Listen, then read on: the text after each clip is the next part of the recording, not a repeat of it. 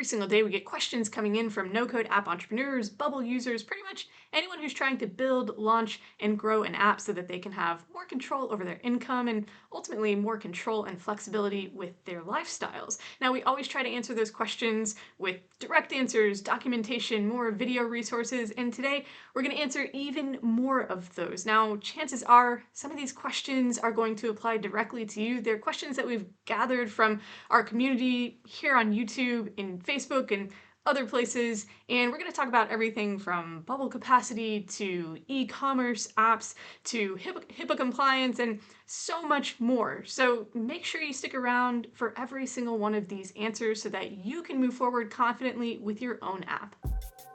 Hey, it's Kristen over at Coaching No Code Apps. We help non-technical entrepreneurs build custom apps so they can start their app-based business or grow their existing businesses all without coding. And if that's what you're doing, then subscribe to this channel for new videos to help you every single week. Without further ado, let's jump right in. Greg here asks, has anyone come across a decent explanation of exactly what capacity means in Bubble speak? Every app uses capacity a little bit differently. So your Bubble app is powered by a Bubble server, and your Bubble app performance is measured by how much it utilizes this server. You're going to be capped based on the plan that you pay for, and it's up to you to make sure you are utilizing the server as efficiently as possible. The biggest variables that are going to go into your app's performance or efficiency and are therefore going to affect how much server capacity you're using are things like database searches, database modifications, so creating, editing, and deleting, how you display data in your front-end design to your users, complexity of filters and dynamic expressions in general, the amount of simultaneous activity happening in your app, and more. So going back to the question, the reason why it can feel kind of vague to define capacity is because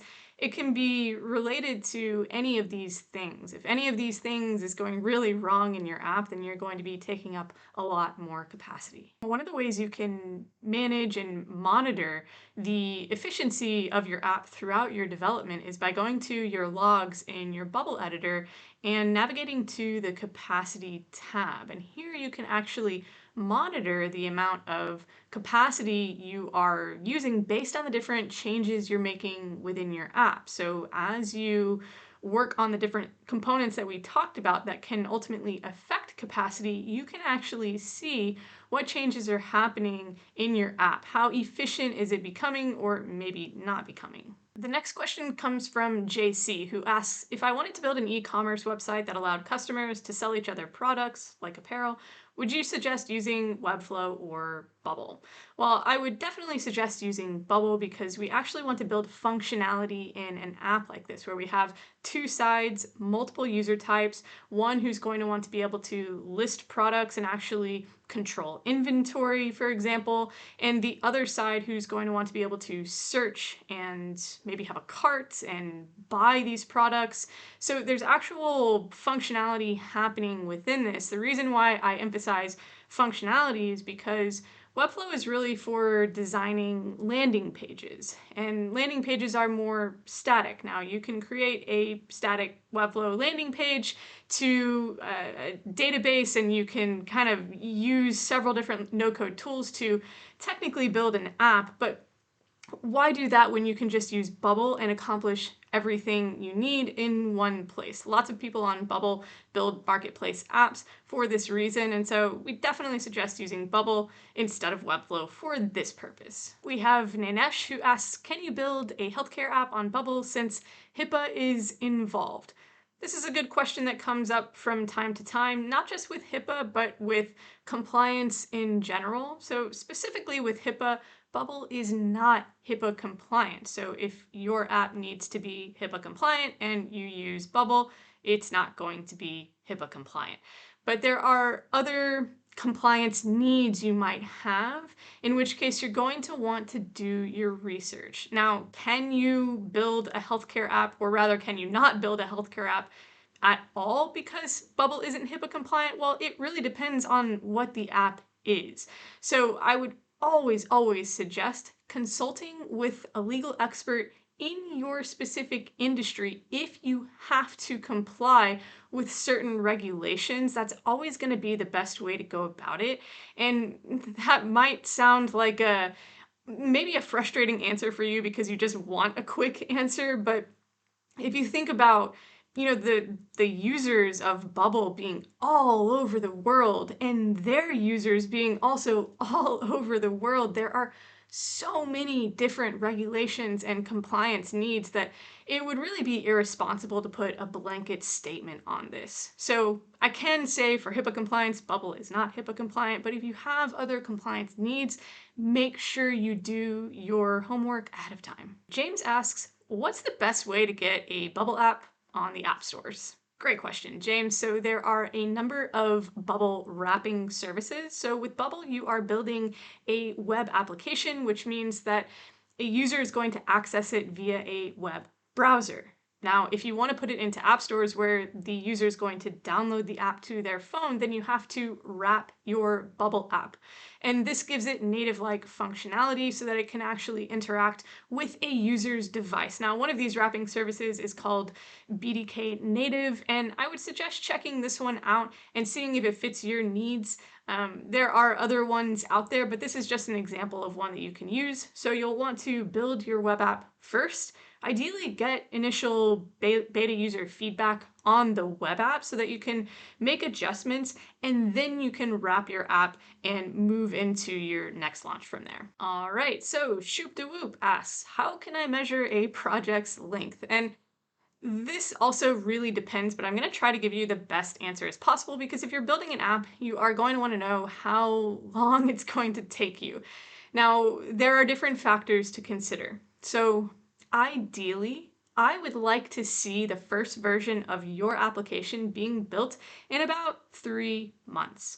Now, this really depends on your skill set, right? So an app that takes a non-technical entrepreneur who's brand new to Bubble 3 months to build might take our team a day or two to build. Now, I don't say that to brag or anything like that. It's just we've been doing this for years and years and years and have built and helped people build hundreds and hundreds of applications. So if you're brand new to no code, to Bubble, to app development in general, it's naturally going to take you quite a bit longer. Now, that 3-month timeline for me is ideal, but that comes along with having the proper training, education, and coaching as you go through your development. So you're learning as you're building in the absolute most efficient ways possible.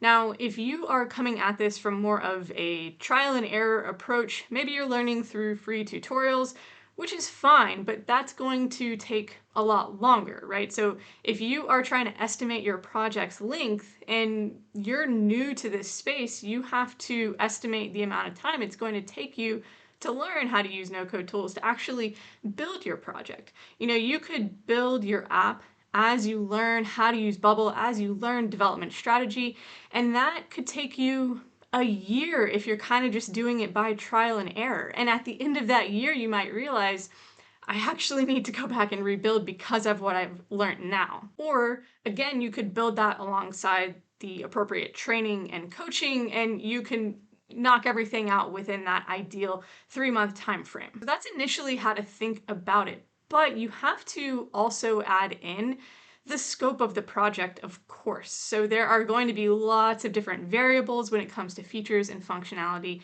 and complexity of the app as a whole. So you want to make sure you are building your app in versions. So you don't want to build the full scope version with every feature and function you've envisioned right out of the gates. You want to build the pilot app. This is the minimal product that can actually solve a problem so that you can get validation from your users and then expand it from there. Now, what I would recommend is heading over to coachingnocodeapps.com/perfect-pilot. I'll add that link in the description below because that's actually going to give you a scoping template that you can use to scope out these different versions. There's also a free training video that teaches you how to appropriately scope these different versions and how to use that template. But if you go through that, you'll be able to scope out an appropriate and strategic first version application. Now that, if you go through that correctly, is what I would want to take about 3 months. Now, when we're talking full scope, what about after that? It really depends. How How much are you getting feedback from your users? How adamant are you about intaking that feedback and making the changes that you need to? I mean, really, your app should never be finished, right? If you are finished at any point, then eventually your app is no longer going to be around. Like there always has to be an evolution with every single business. You have to adapt to the market, to different changes in practices within your industry, to technology, to all of these things. So project length really should be kind of never ending, but that's kind of getting into the weeds. So when we're looking at the first version app, really, I want you to aim for that few months and make sure you grab that template and training to help you scope the appropriate app that would fit within that timeline. All right, next up, David asks, how much can a no-code app developer earn? This is a really interesting question, I think, and it might feel like a little bit of a curveball to include in this list, but a lot of the entrepreneurs who come to us for help in building their apps, they know that their one single app idea that they currently have is not a definite thing. There's no guarantee that their app idea is going to be successful, right? That's kind of just the way it works. You do your validation, of course, but ultimately knowing that you might need to pivot. And so in doing that, when an entrepreneur is building their app and building their skill set, if they end up deciding to pivot with that app idea, well, in the meantime or on the side, they might offer app development services now that they know how to build apps. We've seen some people become app developers just because they become so obsessed with building apps, which we can obviously understand. So all that's to say, great question, David, and let me try to answer this. A lot of developers try to price their services or the apps that they've built based on time. So this development project is going to take X amount of hours and I charge X amount of dollars per hour. Therefore, it's pretty simple math to figure out how much a project is going to cost. You can use your imagination or maybe just a calculator and kind of do the math on, if you took on 40 hours of development work every single week for a year and you charged $75 an hour, $100 an hour, $200 an hour, whatever you can think of, then again, some easy math and you'll come up with how much you could make based on that. And I should say that $75 to $200 per hour range, none of that is crazy. Some people charge a lot less than that. Some people charge a lot more than that. Really, it also depends on your own skill set as a developer. If you have a really phenomenal skill set, you're going to want to charge more. And, that's going to mean you're building apps faster. And so maybe the project length is actually compressed by a lot. Well, you shouldn't be charging less for that. You should really be charging more for that, because the faster someone gets the end result, the more valuable that is, because the more time they have to now get that end result to their users and start building up their revenue. The way I prefer to think about how much you could make as a developer is really based on the outcome that you're selling. So ideally, you become specialized in some way. Maybe you work with a very specific type of person building a very specific type of app. So you're hyper specialized, you niche down. Now, when you do that, that means you're really, really good at one or a few core things. So you can charge a premium for that. A lot of people go the opposite way. They try to offer every single service under the sun and become that full service, full package service provider, which is fine because it kind of feels like, well, you're casting a wider net, you're going to get more business because of it. But think about your own capacity to be able to build your skill set in all of those different areas. You're going a mile wide, but only an inch deep. Now, I would rather go a mile deep and an inch wide because, again, that's where the premium comes in, because the end result is more valuable to your client or to your customer. So how much can an app developer make? Well, you're probably asking this question really looking for a number, but there are lots of numbers that that could be used as an answer. You know, you can make very little as an app developer if you follow all the wrong best practices, follow all the right best practices, and deliver phenomenal results for your customers and your clients. And you can make a really decent living even as a solo app developer without a big team behind you. All right, next up, Eli asks, what happens when Bubble has downtime or an outage? What do you do about that? This is a fear that a lot of people have when they are using any platform to build their app on top of. And really, we can generalize this. You know, we use a platform like YouTube to share these videos. Well, what happens when YouTube goes down? What do we tell all of our subscribers, right? Well, you can think about that with Bubble too. If you're building your app on Bubble and Bubble goes down, well, what do you tell all of your users? And really, it's kind of the same across the board. If Bubble goes down, then chances are half of the internet is going down because Bubble uses Amazon Web Services. And so this is kind of just something that happens, right? You have experienced outages with services you use. I know we certainly do. And we don't freak out when it happens to us, and I think in general users understand that outages just happen. Here are some of the things that you can do. So one, you can subscribe to Bubble status notifications specifically. So if Bubble does happen to go down, you can be notified immediately, and then you can carry that over to your users and notify them immediately. Because hearing from you that something is going on with the app is probably going to be better than them logging in and not knowing what's going on when it's broken. So there's going to be a higher level of trust if you communicate this with your users. Now, second to that, the absolute best thing you can do is to actually just build a good app. It sounds pretty simple because it is, but if you're building a really buggy, dysfunctional app, and then on top of that, your users experience an outage from time to time because Bubble has an outage, because AWS has an outage, you know, whatever it is, well, your users are going to be less forgiving. But if your app performs well and works well for them, if you communicate with them and there is an occasional outage, at the end of the day, it's going to be kind of common practice in the world we live in today. Sean here says, immediately subscribe to your channel. And hey, Sean, that is excellent advice. And if you're not yet subscribed, but you are receiving value from this video, then subscribe below so you can get even more value. Toolkit here doesn't necessarily have a question, but does bring up a good perspective by saying that you might as well learn a programming language, as it might take almost the same amount of time and effort as a no-code platform. So the question, or the kind of the concern rather, that comes up from time to time is, if you have to spend the next however many months learning how to use Bubble just to build your app, then why not spend that time learning how to code so that you don't have to use a platform at all? And the difference here, or one of the differences, is really in the output.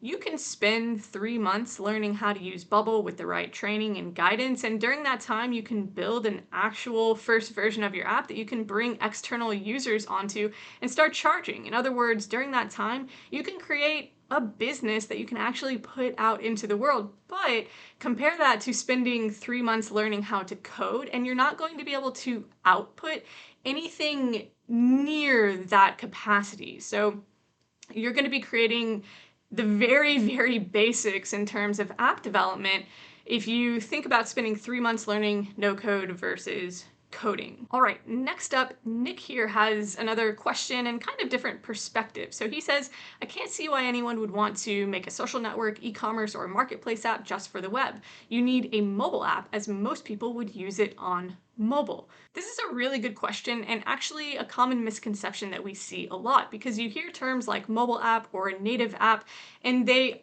sort of overlap and they're used very freely. So when you are building a Bubble app, you are building a web application. That means you need to access the app via a web browser. Now you can pull up a web browser on your laptop and access your Bubble app, just like you can pull up a web browser on your mobile phone and access your Bubble app that way too, just like you could on a tablet or any other size device. So technically you can take a Bubble app and use it on a mobile device, making it a mobile app.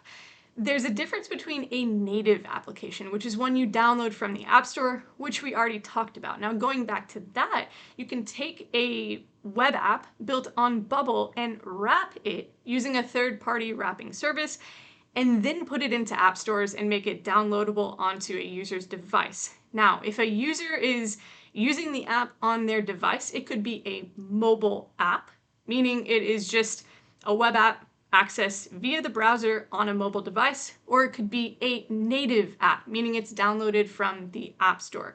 You choose, it's up to you and what you need to do, but you can build any of those types of apps on Bubble and have a web version and a mobile version when it's actually the exact same thing. All right, next up, Jose asks, how do you promote a social network app? So you can have a SaaS app where your customer is a company, and that can be easier to sell to. But what if you're launching your own version of Instagram or Tinder?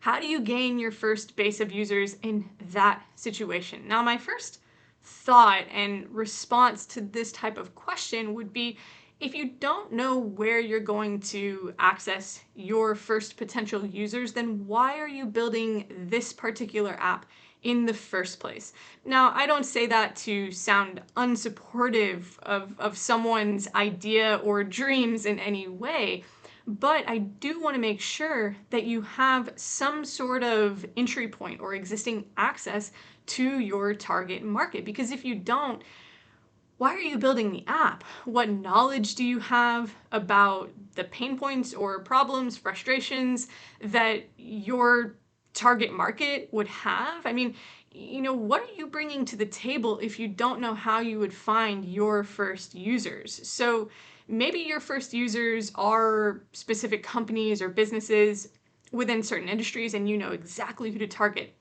Maybe it's more general.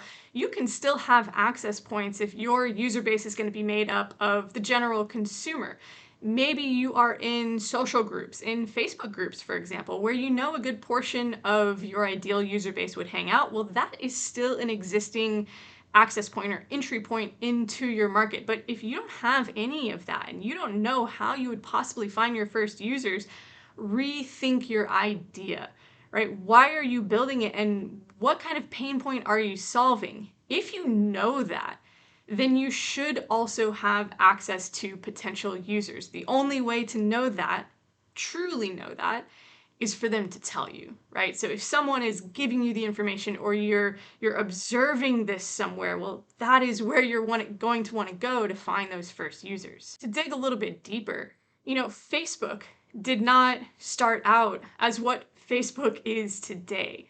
Facebook started out in a very specific way with a very location-specific user base, demographic-specific user base in terms of age, because they were targeting college campuses, right? And so that's very niche, right? It did not start out as being this, or the idea didn't start out as being this giant platform that everybody in the world is using, right? So if you think about it from that perspective, then hopefully that can help you find your own niche. I don't want you trying to build the next Facebook if you are using what Facebook is today to kind of mold your vision. I want you building something different that's hyper-specific. Therefore, you should by default have a specific target user base, and then you can evolve over time just like all the big social platforms do. And last but not least, Billy asks, is there a course you're aware of that teaches how to use Bubble in more depth? And in fact, yes. So if you head to coachingnocodeapps.com/resources, you're going to find our Fast Track course, which is a step-by-step structured self-led course that takes you by the hand and teaches you all the fundamentals you need to know about Bubble in order to build your app. You're also going to see our Built to Scale program, which is an application-based private coaching and mentorship program where entrepreneurs come in and work directly with us as they go from idea to pilot launch. You're also going to see a couple other resources in there to help you speed up your learning and therefore launch a lot faster. And if you're looking for in-depth guidance and help, that's where I would go. We've had everyone from brand new non-technical entrepreneurs who have never really thought about app development prior to having their idea, all the way through to other Bubble agencies who need resources to help train their own developers go through our different resources. And so if you're looking for help, then head to coachingnocodeapps.com/resources to dig in a lot further and become that successful no-code app entrepreneur that you are looking to be.